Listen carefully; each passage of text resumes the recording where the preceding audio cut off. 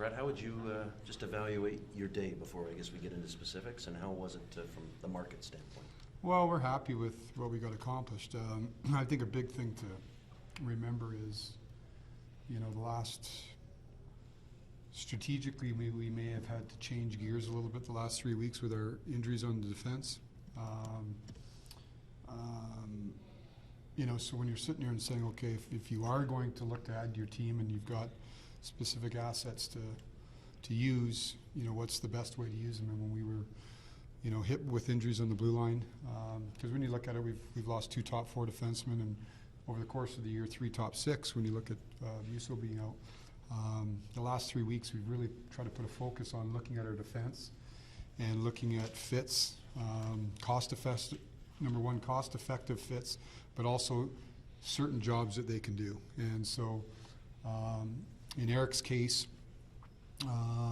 Eric is a premier power play player. That's really his bread and butter. He had 60 points in the league last year, and we felt that was an area up top that we could address and a job that we could fill, and that he could help us. And then we look at Derek, who has fought some injuries this year. His back playing is healthy, sort of a big, rangy defenseman, and he adds some weight, he adds some size, he adds some, defending ability, very good in the penalty kill. So we looked at that as 2 ways, not only to address personnel that's out, but then, when Gio comes back in, maybe there's a way to lessen his workload on both sides of special teams there. So that's really the thought process behind the 2 acquisitions, and then the acquisition cost. We talked to a lot of people here today. Those 2 deals are what made the most sense for us. We were looking to, we were coming into the day to see if we can help our team, and at certain price points. So, so we were looking up front to see if there's other additions that we could make. These are the 2 that we made. Fair to say that you were pretty steady on hanging on to your first-round pick. I know the market, by all accounts, was pretty steep in some of the asking prices, but you just wanted to hang on to some of those higher picks for yourself. Yeah, that's unless there was something. We're not going to put a first-round pick in play unless it's something that's, he's got term and, something that could be here as we've done in the past, long-term. So that wasn't, a real consideration for us, and similar with those seconds. You got to be careful you start throwing those out there. Again, if something made sense, we certainly, we weren't necessarily opposed to it, but certainly in the rental market, that wasn't anything that we really had a whole lot of interest in. And there's some familiarity with a guy like Eric and some of the other Swedish guys on your team as well. I would imagine he can kind of help some of those younger defensemen as well. Yeah, not only some of the younger defensemen, but he's, between Lindy and Bax, they played World Championships together, and, it seems they all know each other, and, they spoke very highly of him, and like I said, he's a guy that we've looked at. Again, knowing his game, he can log minutes. His game is with the puck, being able to move it, being able to transport it, and specifically in the power play. So, those are just, again, as you go into these things, you look at how can you incrementally get better. So you come in here, you're either selling, and trying to acquire assets, or you're trying to help your team. And like I said, where we're at right now, we wanted to see if we could push it. We wanted to go to the room and say, look, we're trying our best to help. And like I said, our needs, when you go to the grocery store and you have no milk, but then you get some milk before you go to the grocery store, and now you've run out of soup. You only got $10 to spend. You buy the soup because you got the milk. So we were missing players, and on the back end, so we had to buy some soup, and hopefully the milk up front will carry us through, and that's sort of how I look at it. We've been trying to look and say add a top 6 forward. Absolutely, we would like to add a top 6 forward. There's some that went. We were talking with them, and either it couldn't fit for us, or they didn't like what we had, or we didn't like what they asked for, and So these are, you know, it changed a little bit with these injuries. You know, we had, and I give our guys a lot of credit. You know, we've been going pretty hard here the past 11 games, 10 games, 11 games without you know, with Gio and a little bit without Hammer. And some guys have been pressed into duty, you know, and guys have taken on bigger minutes. You look at a guy like Alex Ellison, who's sort of baptism by fire, so our guys have hung in there. Hopefully we're going to get Gio back soon, and then we've added some reinforcements in the blue line. Did As far as Andrew I Rogers' understand with emergence change maybe your level of urgency in acquiring a top six forward? Manji's played really well. You know, if we could continue to add to the group with him and make us stronger, that was certainly something that we've tried to do. But the way Andrew's played, I wouldn't say it's a good question, Derek.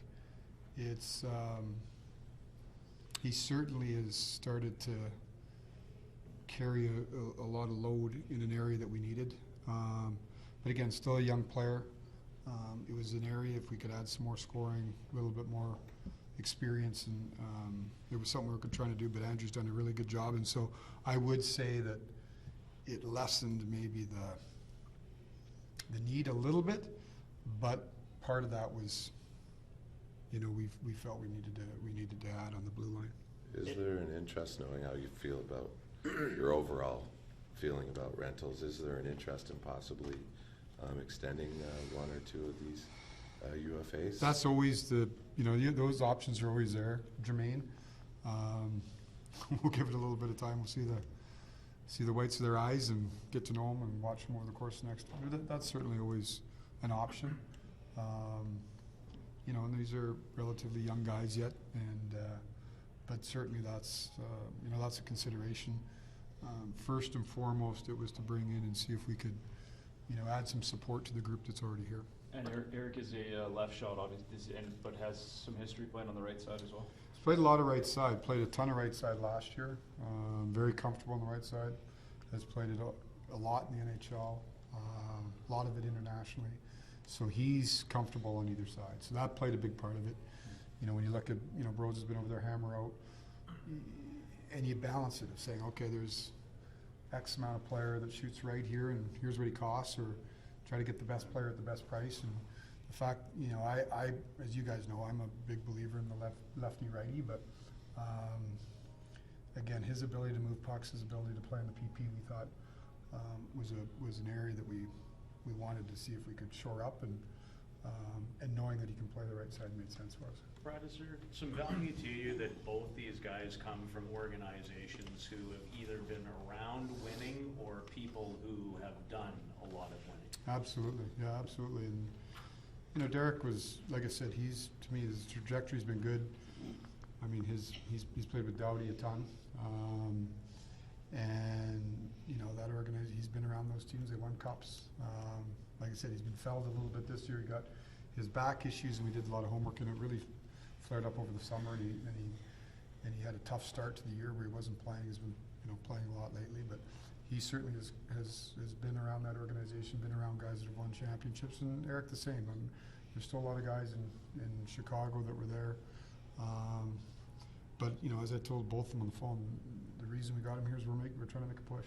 And I look at our back end now, and there's lots of depth, you know. And part of this too, guys, is, you know, we've had young players emerge, and you know, to Derek's point, I didn't want to just come in here and all of a sudden, you know, put the Mangiapanis and the Dubés in the back seat, and say, you know, you've got to keep giving them opportunities. And we've seen young guys emerge. We've seen Sam Bennett play, to me, some of his best hockey of the year recently. So, I mean, you can always look outside, or you can say, okay, let's shore up, let's give ourselves some depth, and let's put some confidence in the people that you do have. And like I said, our big bullets in terms of draft picks we've saved in our holster, and I'm excited. I'm excited that we addressed some areas of need, which was our blue line right now. From your perspective, how did I the know that market- you said that, you know, with the forwards now. With that being said, what should the forwards on this team be thinking after today, when there's nothing boosted in that sense? Great opportunity. I don't think there's too many forwards there that were saying I really hope he has somebody that takes my ice time. And, you know, we've got depth up front too. Like, we've got guys in the minors. I know we've got, you know, Alan Quine got banged up down in Stockton. Austin Zarnick's been playing well. We wanted to make sure we kept cap space available for those guys. You know, Buddy Robinson's come up, given us some games, and like I said, there's depth. And you weigh that all of saying, okay, we can go bring in this person, or do we have those jobs that might be able to be covered inside, internally? And again, not to repeat myself, but when you set your prices of what you're willing to pay, and then you have to sort of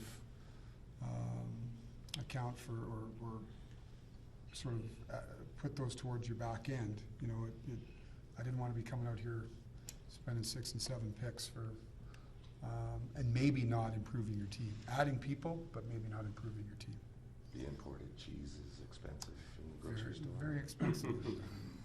From your Right. perspective, how did the market evolve in the weeks and days and hours leading up to the deadline? Very similar as always. I mean, I think it was you know, it's fairly usual. You know, you do all your calls ahead of time. You know, it gets more active today. And I think it's a function, a lot of the activity today is a function of the standings. I mean, you can really look at the standings and figure out, A, who's selling, and then B, how many teams are still in it. And as much as we're getting down to the home stretch, you know, teams have anywhere from 20 to 23 games left. That's 40 to 46 points. And there's lots of teams in it. So, you know, there wasn't a ton of selling going on. But in terms of the activity, in terms of I would call it normal. There was some significant, I thought if you were selling players today, there was, you know, people got returns. But again, people can always quarterback this thing and say, well, Joel Smith went for this, why didn't we do that? Again, you got to have people that they're paying certain prices for a player they like. And but all in all, Derek, I would say was a fairly, you know, active number of weeks. You have a pretty good sense of what everybody's doing or looking for, and then, you know, it gets down to the brass tacks today, and it got busy as I thought it would.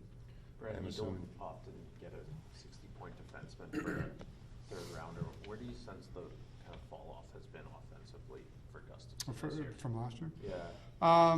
Well, it's like any player. I mean, a little bit is the production of their team. I mean, they're scoring less. Sure. A little bit of power play, production. You know, it was a career year. There's not many defensemen that have the type of year he had last year. Sometimes it just goes in. Sometimes it just hits people and go in. So I can't necessarily, I'm not going to necessarily point. We looked at that a lot and say, okay, you know, I don't think he's a regular guy that's on an annual basis is going to put up those. He had a career year last year, but you know, there's a lot of guys that can have career years but not get 60 points. But that's his bread and butter. Like in terms of his puck poise, it's a lot like Rasmus. He's got a long fuse with the puck. He's got a hell of a shot from the point. He's really got that patience. He's got that ability to freeze people at the blue line. Very heady in terms of moving it. So, you know, I think it sort of seemed everything he touched last year went in. But his game, I wouldn't say his game's changed a whole lot. Do you expect both to play tomorrow? You know what? That'll be up to Wardo. We were kind of they'll going. both be here. They'll both be. That's the expectation, honestly. I talked to them briefly. I know they were scrambling. I mean, the good news for them, I said, you know, when can you guys get going? They're like, yeah, I need about an hour to get to the airport. So they're both excited to get here, and I expect them both to be in here and certainly, you know, be available for tomorrow. So that'll be game time. The other one I didn't talk about.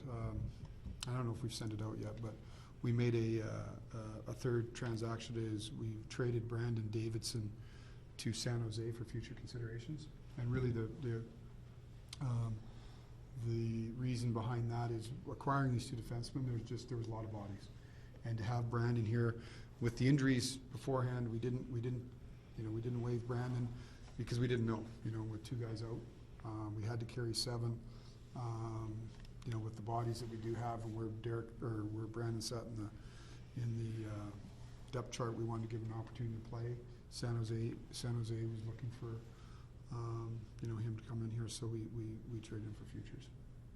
I don't know if we sent that out. In terms of, and I know you always have to keep an eye on the competition, what Edmonton was able to accomplish today, did that have any bearing or increase any urgency during your time during this day? No, you got to be careful about trying to, you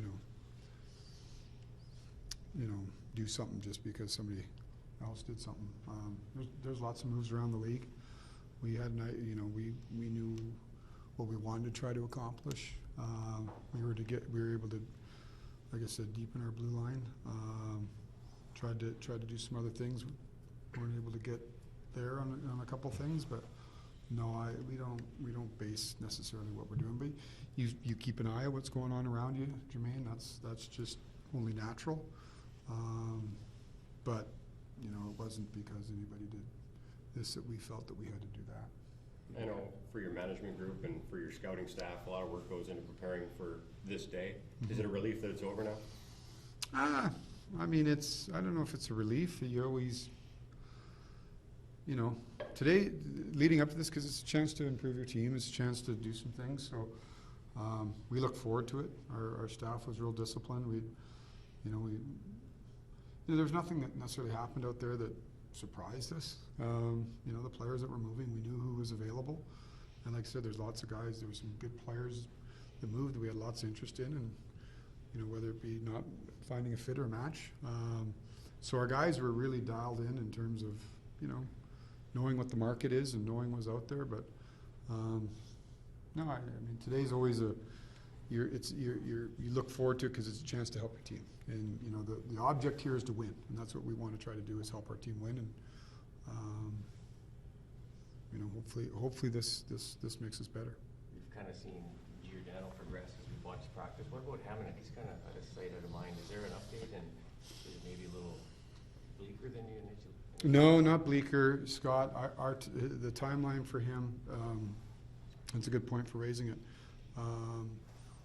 You know, as I told you, we kind of, as this goes every week or so, we hopefully have a better idea. It's going to be longer term, you know, obviously than Gio. We're still week to week with him. But the fact that he's been off for a couple weeks now and he's not skating, you know, when we get home, we'll get another update from him, but I'm expecting him to still be a few more weeks. You know, and that's really the need behind adding these guys, is we think Gio's really close and wouldn't be on the trip if he wasn't. Hammer's still going to be, there's going to be some time there for him before he's back. A year ago, you were pretty... But it wasn't a setback. I don't want anybody to think to okay. say that there's been a setback. This is sort of exactly the timeline that we expected. Yeah, a year ago, you were pretty open about telling us that Anderson and Valimaki were kind of who your friends were trying to relieve you of. Was there some targets this year as well in terms of... Yeah, I don't know necessarily about that. There's just, you know, in some cases there's players that other teams know you're probably not going to move and don't ask about, but I don't, you know, it wasn't, nothing I would say of that nature. I mean, people ask about your good players, and so yeah, I mean, we didn't really get too deep into any discussions like that. Now that you have your team moving forward in place, will you address the players before tomorrow's game against Boston and at some point in time on this road trip? Well, I haven't seen them for a few days, right? So I've been here. So they'll be disappointed that they see me again, because it was good they were like probably happy I was gone. But I don't know if we'll do anything formal. I mean, the one thing you hear, you know, it's always a tense time for players. I mean, I know it's lots of speculation, and you guys do a good job putting lots of names out there. And but I mean, there is the human element too with players and families, and it's unsettling. So I think once you get by the deadline at 3 o'clock Eastern today, it's a lot more settling for people when they know what's going on. But I'll catch up with the guys in the morning, and you know, but I wouldn't say I'd have anything formal in terms of addressing them. Good? Okay. Thanks, guys. Thank you.